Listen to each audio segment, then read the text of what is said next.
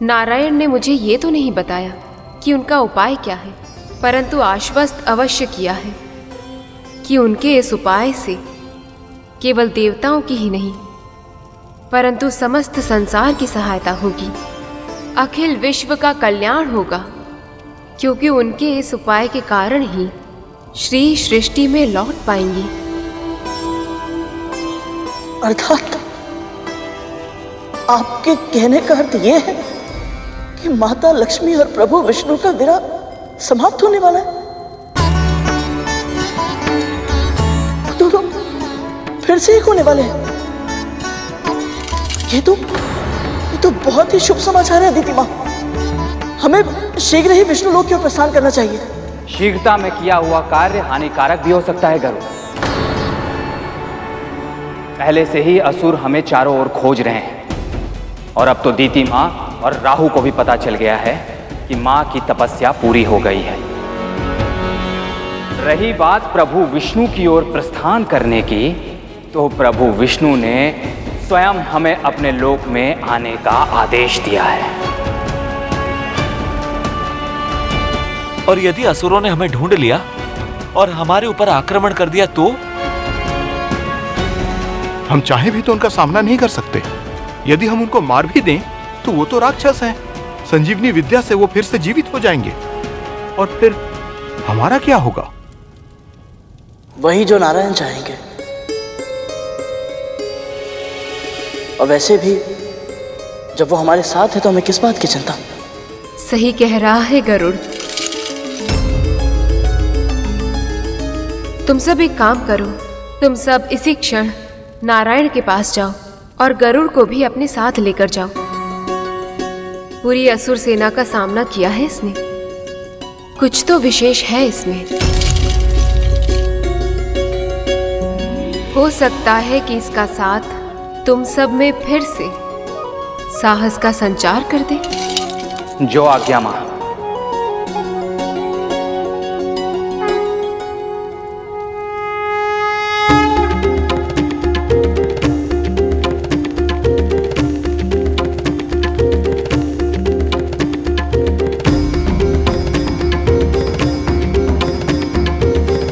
आशीर्वाद दीजिए दीदी माँ।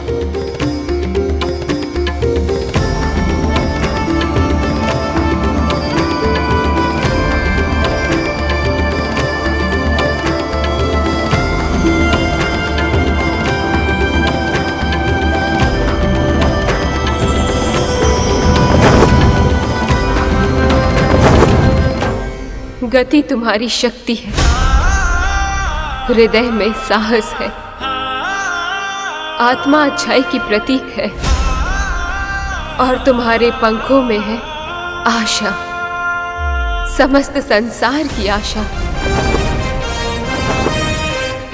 एक मां का आशीर्वाद है, नारायण की प्रेरणा से अपनी मां के गर्व का कारण बनो तुम। प्रभु विष्णु का वाहन बनो तुम।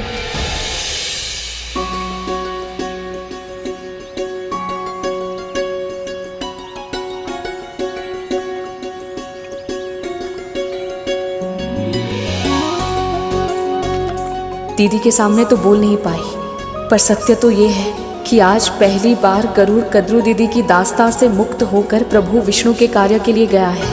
इस बात से मैं इतनी प्रसन्न हूँ, इतनी प्रसन्न हूँ।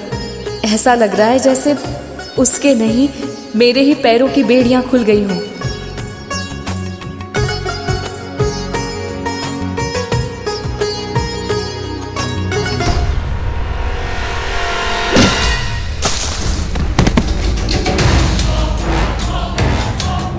क्या दिखाई नहीं देता?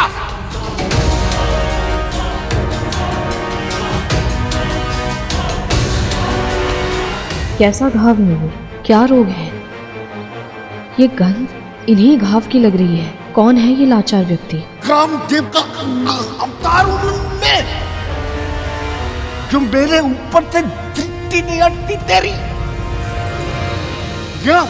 यहाँ बैठे बैठे एक कोढ़ के रोग का उपवास उठाना चाहती है।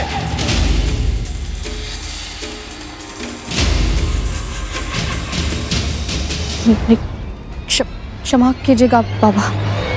अब वट वृक्ष की तरह जड़कर खानी क्यों है? चल भाग यहाँ से, भाग।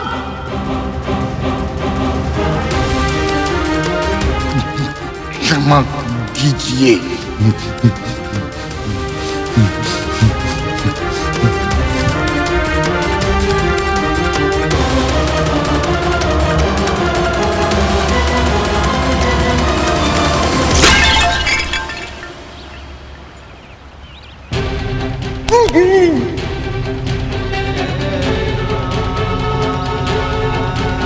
गड़ा नहीं फूटा, भाग्य फूट गया मेरा। आयु में शांति से तो कुछ जल भी नहीं पी सकता।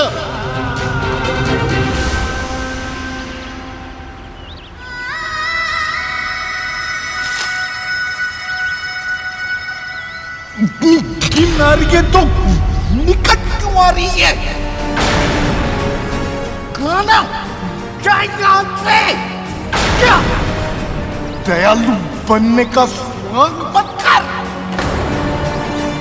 खाना जाए यहाँ से, जाओ। कैसे व्यक्ति हैं ये? मैं सहायता करना चाहती हूँ, फिर भी क्रोधित हो रहे हैं। पर मैं इन्हें प्यासा भी तो नहीं छोड़ सकती।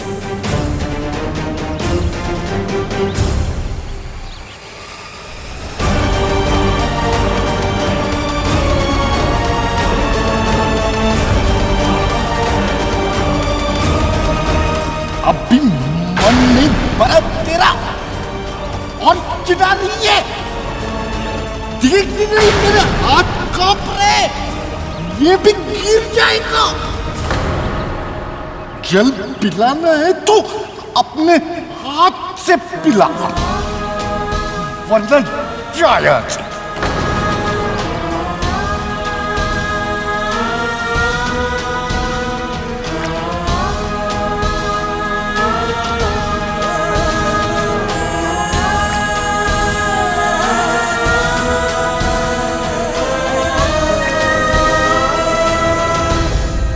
ये वृद्ध व्यक्ति तो बहुत ही निष्ठुर है। ये उस असुर की भांति है जो कभी संतुष्ट नहीं होता। आपने सही कहा प्रभु,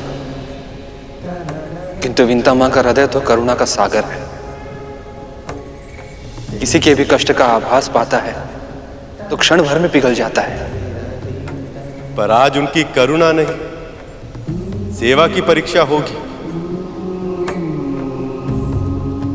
हाँ शेष, अब देखना यह है कि क्या देवी विनता अपनी सेवा से उस वृद्ध का हृदय पिघला पाती हैं या नहीं। पर यह सब बाद में, अब तुम अपने प्रिय भाई से मिलने की तैयारी करो।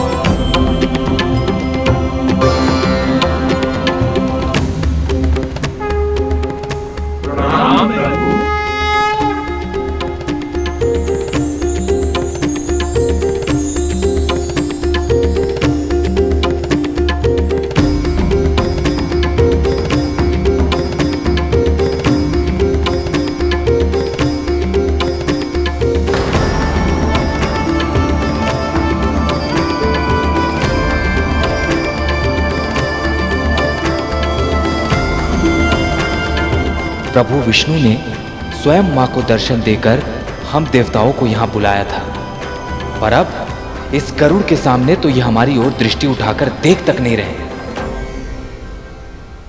प्रभु, मैं बता नहीं सकता, इस तरह आपको शेषनाग भैया की शैया पर विश्राम करते देख मुझे कितनी प्रसन्नता हो रही है। ऐसा लग रहा है जैसे ये सौभाग्य मेरे बड़े भैया को नहीं, स्वयं मुझे प्राप्त हुआ है।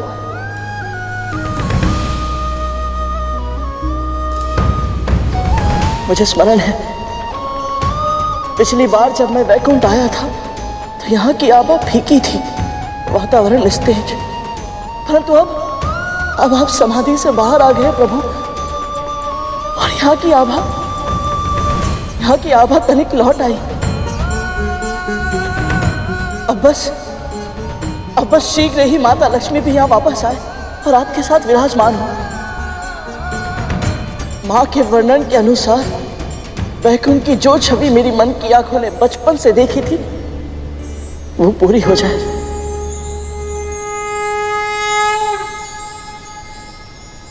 सत्य कह रहे हो गरुड़। लक्ष्मी के जाने के पश्चात केवल वैकुंठ ही नहीं, स्वयं मैं भी अधूरा हूं।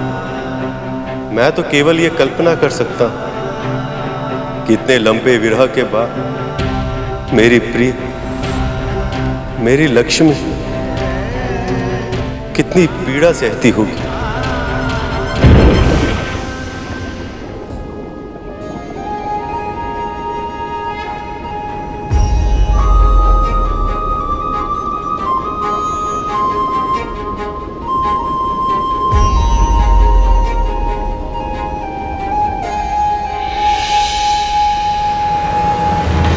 प्रभु,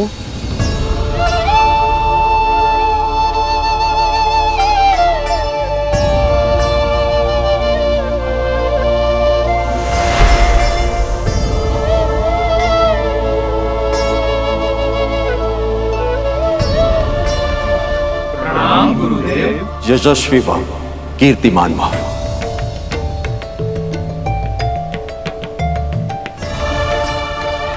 प्रभु विष्णु जब जब ऐसे गहन विचारों में लीन होते हैं, तब तब सदैव ही कोई ना कोई उपाय, कोई ना कोई विचार उत्पन्न होता है जो सृष्टि को पूरी तरह से परिवर्तित कर देता है।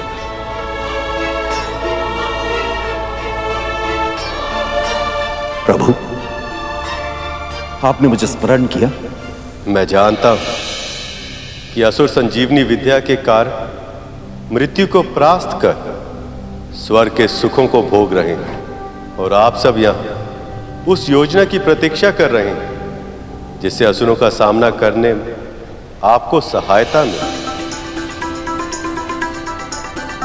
पर मैंने आप सबको यहां केवल उस योजना की चर्चा करने के लिए नहीं बुलाया। पूरे संसार को मैं उससे भी अधिक मूल्यवान वस्तु प्रदान करूंगा।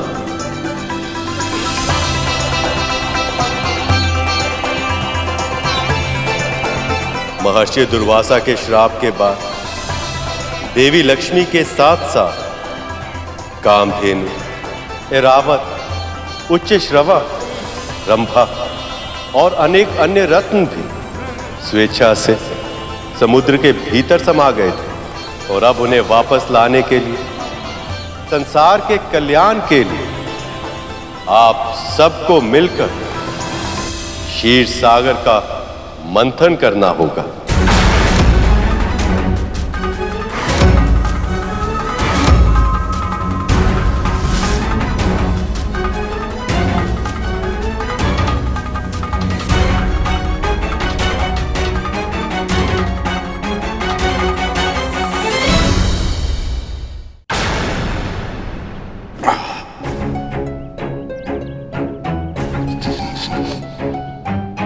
पिला दिया ना जल, अब यहाँ से जा।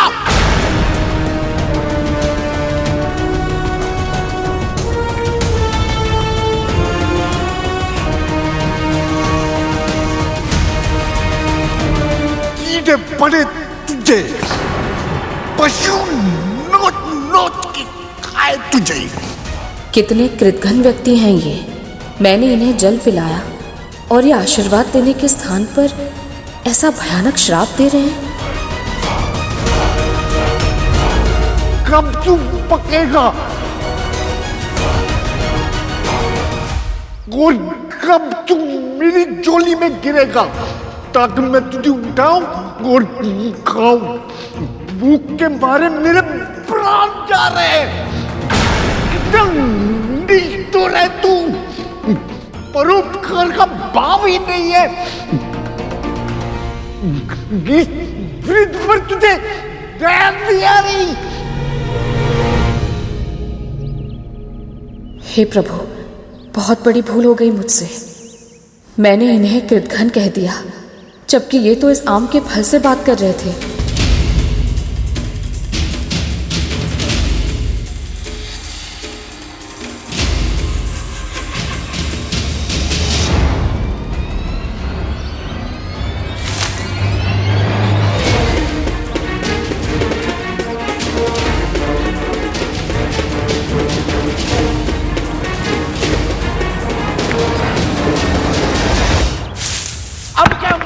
मुझे सीधे सर फोड़ते मेरा।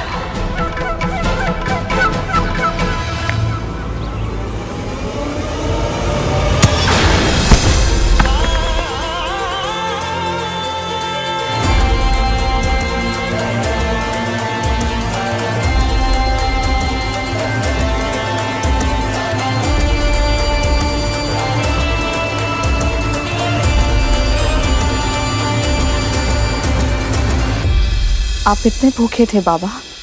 क्यों? तू मेरी माँ है क्या?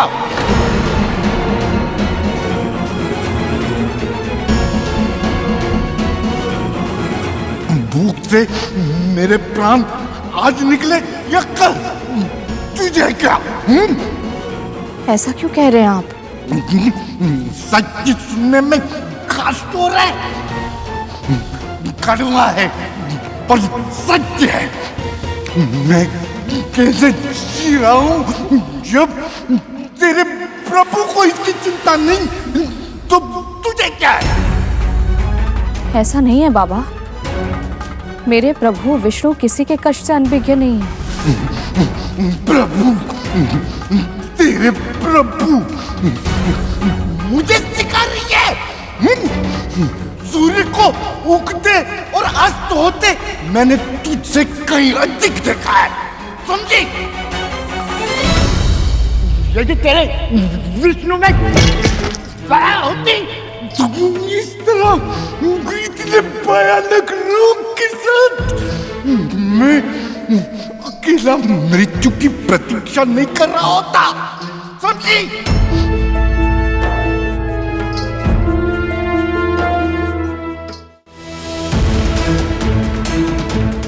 आप अकेले नहीं रहेंगे बाबा, प्रभु की प्रेरणा से ही मैं यहाँ आई हूँ। आप मेरे साथ मेरे घर चलिए। बकवास कर रही है मेरा? नहीं बाबा। इतनी दूर है तेरा घर? लगभग 1 कोस दूर। 1 कोस? कैसे जाऊंगा मैं इन पैरों से? बाबा, मैं स्वयं आपको लेकर चलूंगी, आपको कोई कष्ट करने की आवश्यकता नहीं होगी। हाँ? रास्ते में छोड़ दिया तो? मेरा विश्वास कीजिए, ऐसा कुछ नहीं होगा बाबा। आप चलिए मेरे साथ। हाँ,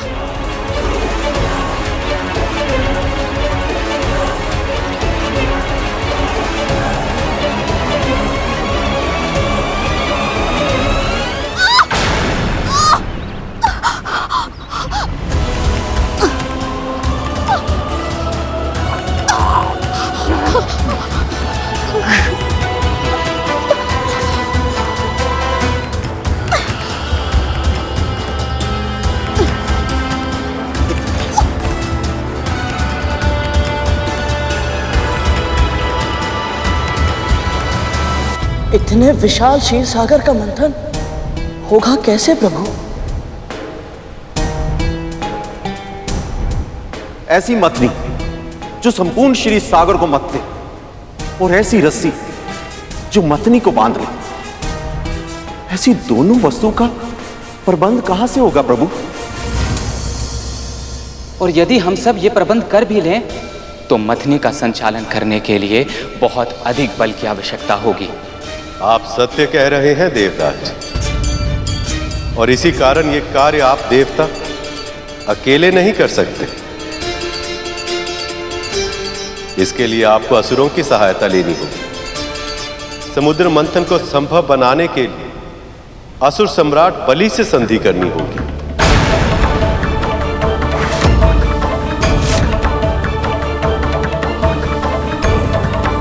विष्णु जी चाहते हैं कि मैं असुर राज बलि से संधि करूं, उन असुरों से जिन्होंने मुझसे मेरा स्वर्ग लोक छीना, जो हमारे प्राण के पीछे ऐसे पड़े हैं कि हमें छुपते फिरना पड़ रहा है।